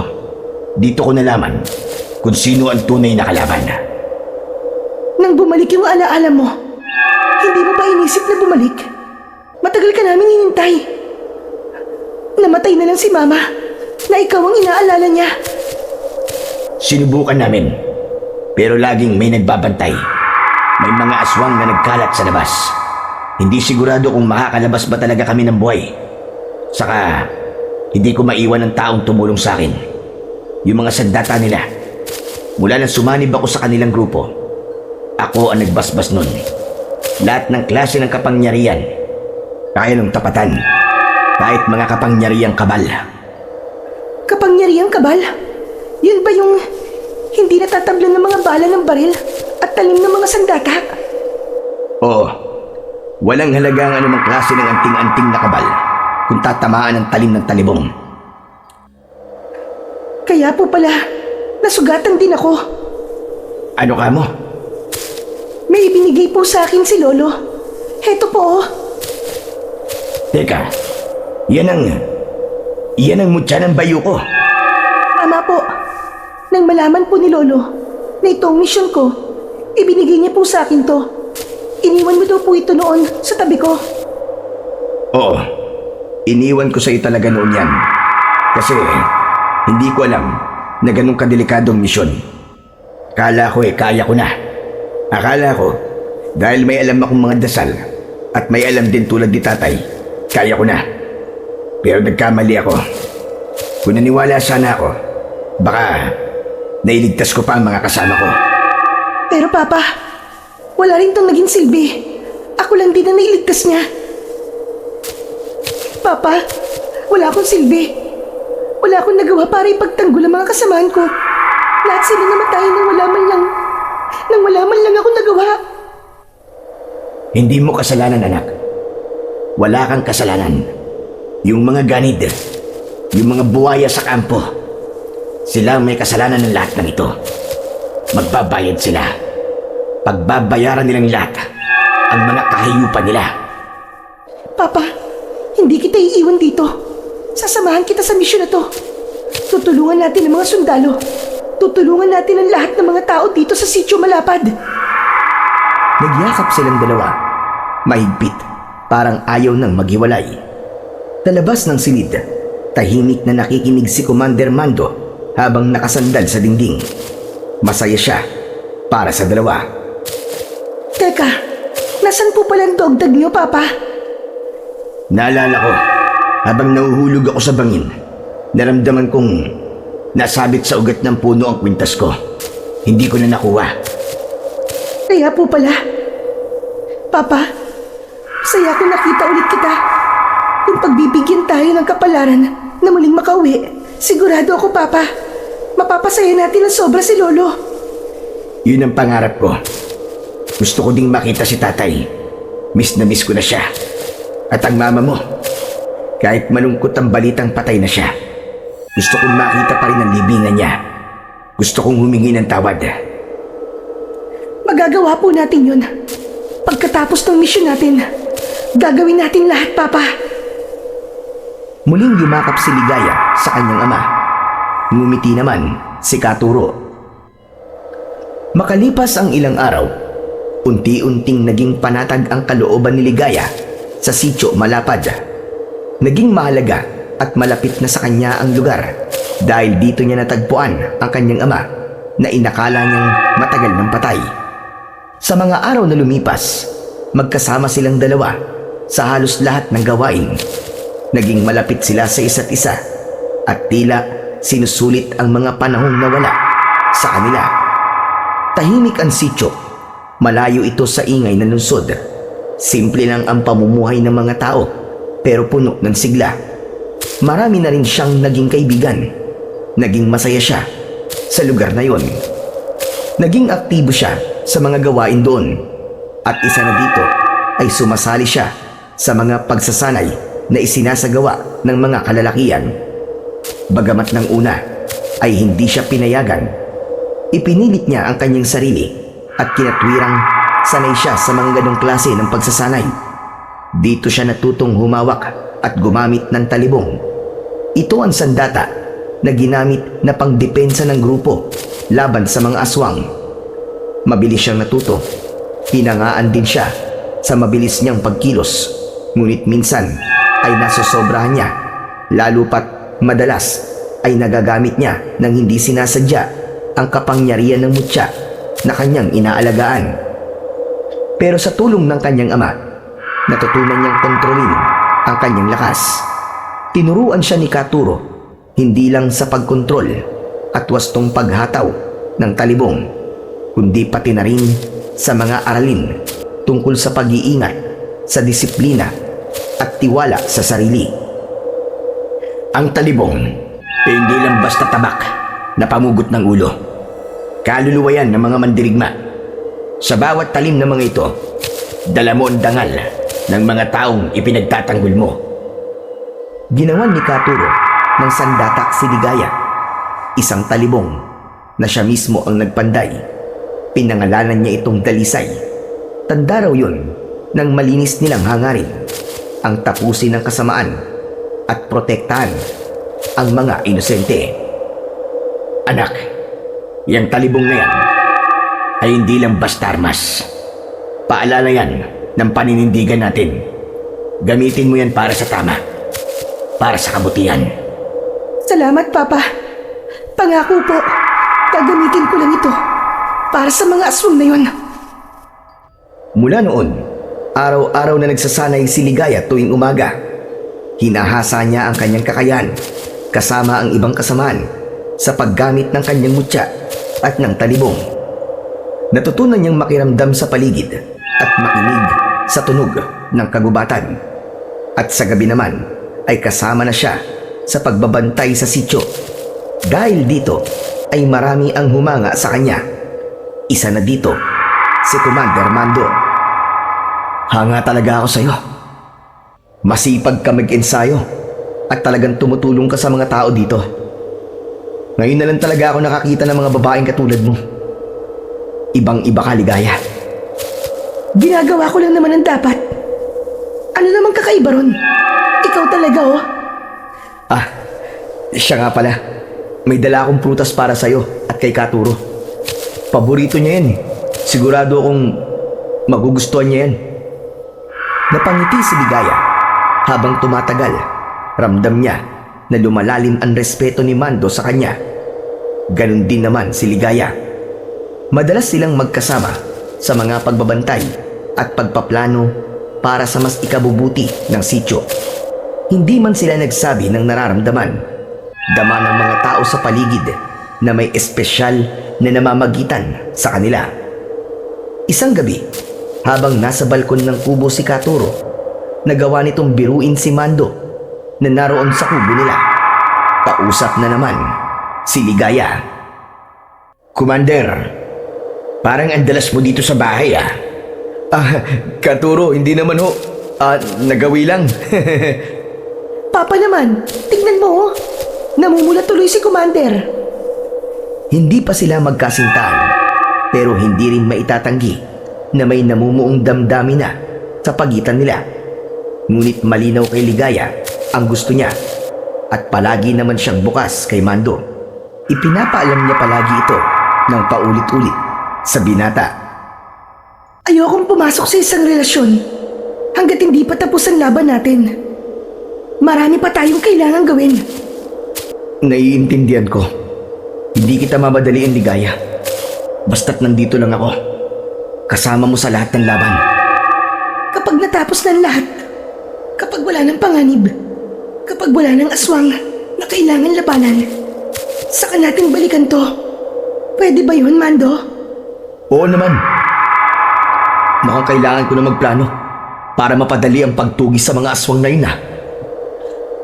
Napangiti si Ligaya sa pagbibirong yun ni Commander Mando. Lumipas ang isang taon, isang pagpupulong ang naganap sa pangunguna ni Commander Mando. Ipinatawag niya ang lahat ng kanyang mga kasamaan at nag-ipon-ipon sa isang lugar.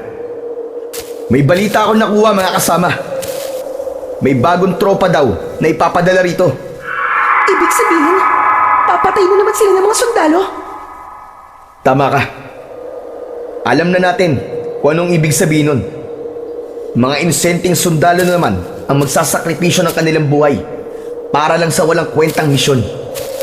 May mga sundalo na lamang ihuhulog sa patibong ng mga ganid na opisyal na yun. Pero hindi natin hahayaang mangyari yun. Kailangan natin silang iligtas. Kailangan nating pigilan ito. Agad na sumang-ayon ang lahat.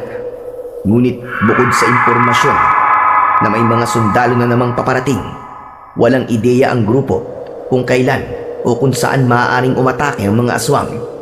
Kaya naman, nag-isip si Ligaya ng mas magandang plano. Paano kaya kung hanapin na lang natin ang pugad nila? Imposible yun. Ilang beses na namin ginawa na hanapin sila. Pero para silang palos, hindi mahanap. At kung mahanap man namin, nakaalis na sila. Palagi, hindi namin sila naaabutan. Magagaling silang magtago. Hindi agad sumagot si Ligaya. Sa halip, dahan-dahan niyang inilabas ang kanyang mutya. May paraan tayo. Itong mutya, may kakayahan tong makaramdam ng kakaibang enerhiya. Lalo na kung galing sa masama. Nahasa ko na rin to sa tulong ni Papa. Kaya ko na siyang gamitin. Totoo ba, Ligaya? Oo. At handa akong gamitin to. Gusto kong matapos na ang kalbaryo ng lugar na to. At ang kalbaryo ng mga sundalo. Hindi pwedeng maging ganito palagi. Sumang-ayon ang commander at ang iba pang kasapi. May isang nagbiro sa lupon at tinawag na Commander Ligaya ang dalaga. Hindi lang dahil sa biruan tungkol sa kanila ni Mando, kundi dahil sa respeto at paghanga ng mga tao sa kanya. Dahil pumayag na ang lahat, nagpaalam sila sa buong sityo. Nagbaon sila ng pagkain at mga armas. Pinamunuan ng dalawa ang misyon kasama si Katuro. Ginamit ni Ligaya ang mutya ng pusa sa bawat lugar na kanilang dinadaanan. Kapag may nararamdaman itong kakaiba, agad silang nag-iingat. Isang gabi, 2 gabi ang lumipas. Wala silang nahanap. Wala silang nakita. Anumang bakas ng mga aswang. Pero sa 3 araw ng kanilang paglalakbay, nakarating sila sa isang liblib na bahagi ng kagubatan. Habang naglalakad sa masukal at makipot na daan, biglang napahinto si Ligaya. Hinawakan niya ang mutyang nakasabit sa kanyang leeg. Kumikislap ito ng bahagya. Sandali Sandali lang. May nararamdaman ako. Anong ibig mong sabihin, Ligaya? May nakita ka na ba? Wala pa. Pero kakaiba ang ihip ng hangin. Kakaiba rin ang amoy nito. Mabaho. Masangsang. Parang amoy asupre na may halong bunok na karne. Mahirap ipaliwanag. Pero, wala naman akong naaamoy ah. Ang kapangyarihan ng mutya ay kapareha sa kakayahan ng mga pusa. Malakas ang pangamoy. Malakas ang pakiramdam ng higit sa 200 beses sa tao. Magtiwala ka sa akin. Malapit na natin silang matagpuan. Agad na hinugot ni Mando ang kanyang talibong.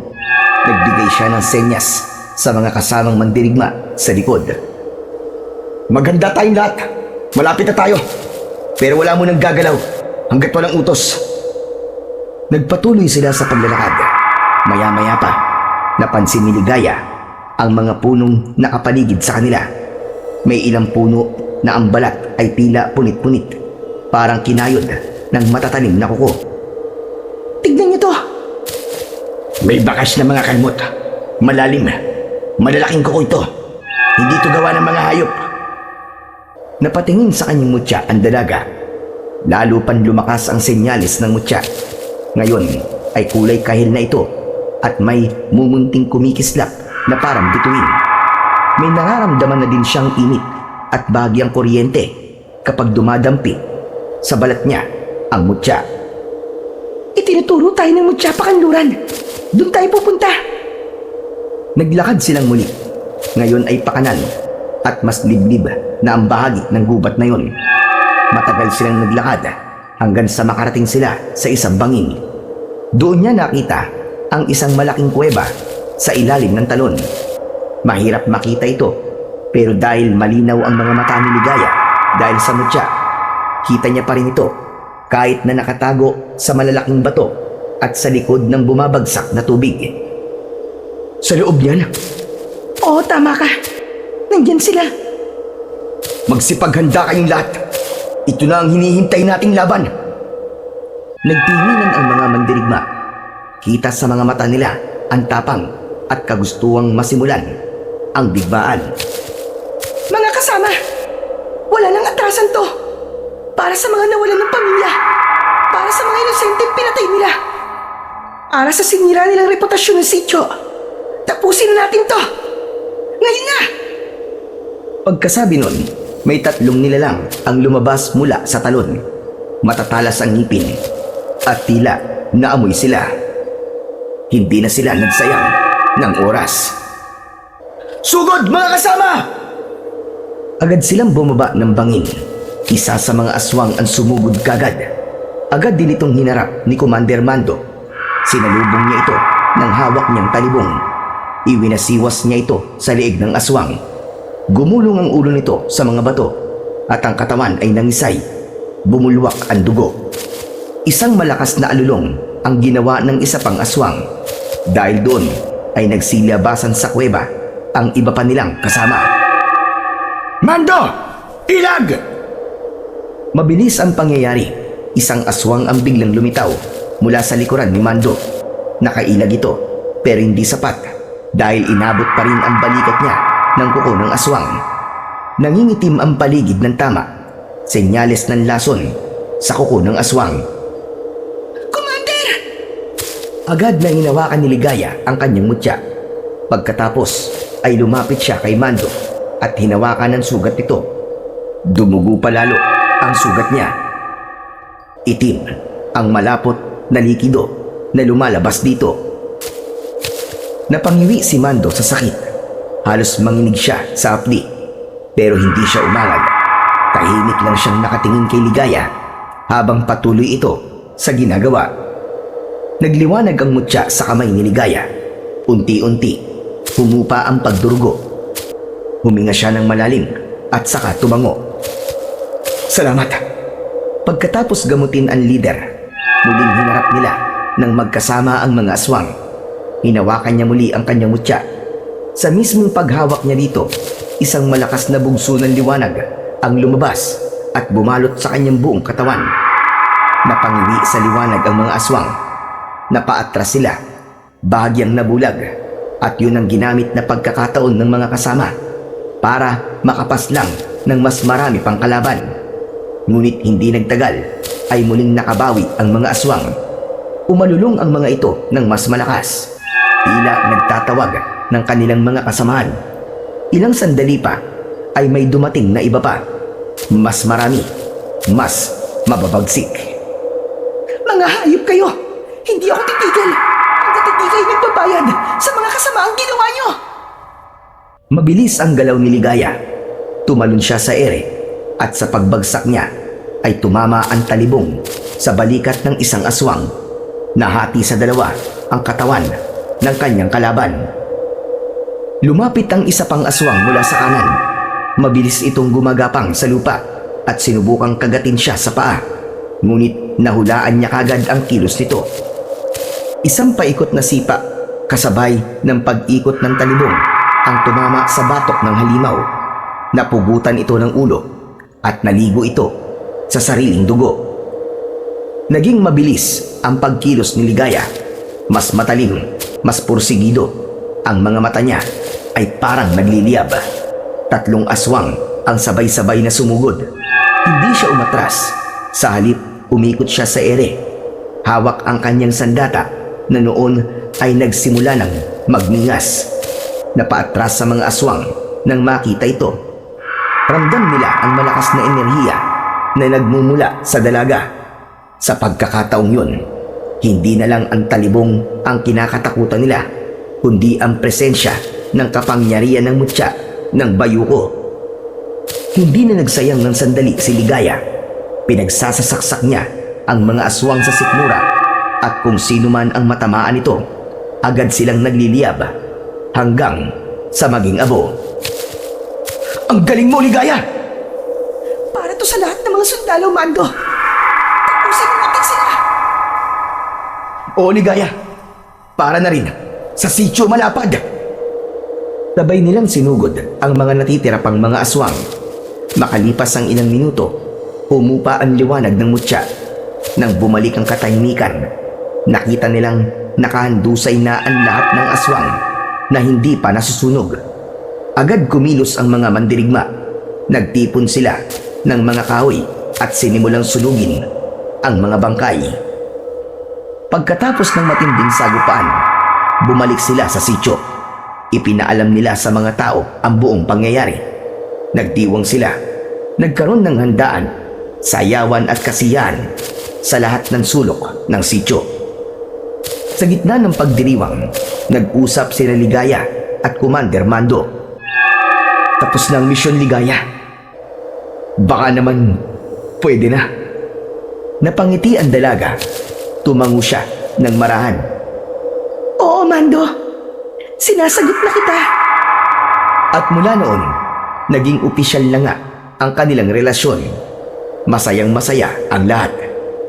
Ngunit bago pa tuluyang manatili sa sityo, nagpaalam ang dalaga sa kanyang kasintahan. Gusto kong umuwi. Gusto kong makita ang lolo ko. Gusto ko ring iuwi si Papa. Oo naman. Hindi ko pipigilan kung ano man ang gusto mo. Nandito lang ako. Maghihintay ako sa'yo. Salamat, Mando. Salamat sa pangunawa. Isabay mo na ang lahat ng mga sundalong gusto na ring umuwi para makapiling na din nila ang mga mahal nila sa buhay. Tumango si Ligaya. Niyakap niya ng mahigpit si Mando. Makalipas ang ilang araw, dumating sila sa baryo. Hindi makapaniwala ang matanda nang makita siya. Pero mas lalong nanlaki ang kanyang mga mata nang makilala niya ang lalaking kasama ng kanyang apo. Conrado! Conrado, anak! Buhay ka! Nanginginig ang boses niya. Halos hindi makapaniwala.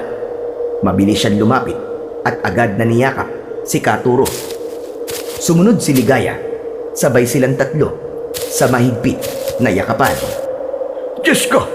Maraming salamat! Salamat at ligtas kayong dalawa! Akala ko wala na kayo! Akala ko mamamatay na lamang ako na mag-isa! Ang sakit-sakit na po! Ang tagal mong nawala! Akala ko talaga hindi na kita makikita ulit! Lolo, sinabi ko naman sa'yo, di ba, babalik ako. Heto, tinupad ko ang pangako ko. At may bonus pa. Kasama ko pa si Papa. Lolo, miss na po namin kayo. Muli silang nagyakapan at ipinaramdam sa isa't isa ang kasiyahan sa muli nilang pagkikita. Sa wakas, nabuo na ulit ang pamilya nila. Samantala, pagkatapos nilang magpahinga, pinuntahan ni Katuro o Conrado ang libingan ng kanyang asawa. Buong pusong lumuhod siya sa harap ng puntod nito. Mahal, nandito na ako. Tapos na ang bangungot. Nakabalik na ako. Ligtas. Pasensya ka na. Kung ang tagal bago ako nakauwi. Hindi ko ginusto ang nangyari. Hindi ko sinasadyang iwan ka. Pero kahit kailan, hindi ka nawala sa puso ko. Mahal na mahal pa rin kita hanggang ngayon. Inilapag niya ang mga rosas sa puntod. Sandaling pinikit ang mga mata. Mahal, sana mapatawad mo ko. At sana, masaya ka na ngayon. Balang araw, magkikita ulit tayo. Nanatili siyang nakaluhod ng ilang minuto. Kinabukasan, si Ligaya naman ang naglakbay. Gusto niyang puntahan ang mga pamilya ng mga kasama niyang nasawi sa laban. May dala siyang ilang dogtag, mga pagkakakilanlan ng mga sundalong hindi na nakauwi. Isa-isa niyang iniabot ito sa mga naiwan nilang mahal sa buhay. Yung iba, hindi niya personal na naibigay, kaya humingi siya ng tulong sa ilang kakilala para maipadala sa pamamagitan ng koreo. Tahimik lang si Ligaya habang ginagawa yon. Mabigat sa puso, pero alam niyang yun ang tama. Huling respeto para sa mga kasamahan niyang nagbuwis ng buhay. Ngunit hindi pa doon nagtatapos ang misyon ni Ligaya. May isa pang kailangang magbayad. May isa pa siyang dapat na singilin. Isang gabi, palihim siyang pumasok sa kampo gamit ang kanyang mutya.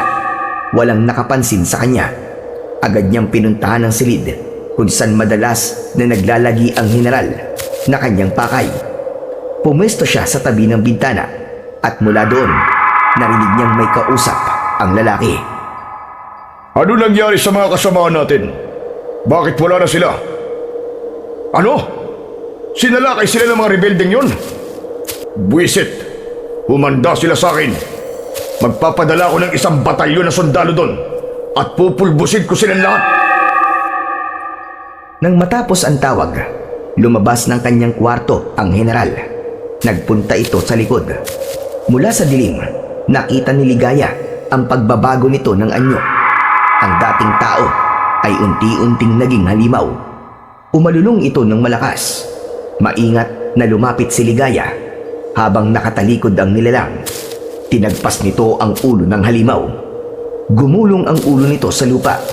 Nasunog ito hanggang sa naging abo. At ang bakas niya ay tinangay na lamang ng hangin. Tama lang yan sa'yo. Hayop kang manyakis ka. Iginalang ka ng mga kabaro. Pero nung ginawa mo, isa kang taksil. Ngayon, ay maglalaho kang tulad nila. Walang bakas. Parang bula. Tapos na ang misyon ni Ligaya. Pagbalik niya sa bahay nila, doon na siya nagpaalam sa kanyang ama at lolo. Wala namang nagawa ang dalawa nang sabihin niyang babalik na siya sa Sitio Malapad. Naiwan ang kanyang papa para may kasama ang kanyang lolo sa bahay. Kasabay nito ay nangako ang dalaga na dadalaw-dalawin sila. Pagbalik ni Ligaya sa sitio, agad niyang sinabi sa mga tao na simula sa araw na yon may mga darating ng sundalo, pero hindi para manggulo. Totoo na raw ang misyon nila, ang tumulong at i-rehabilitate ang Sitio Malapad. Kasabay naman nun ang pamamaalam ng grupo.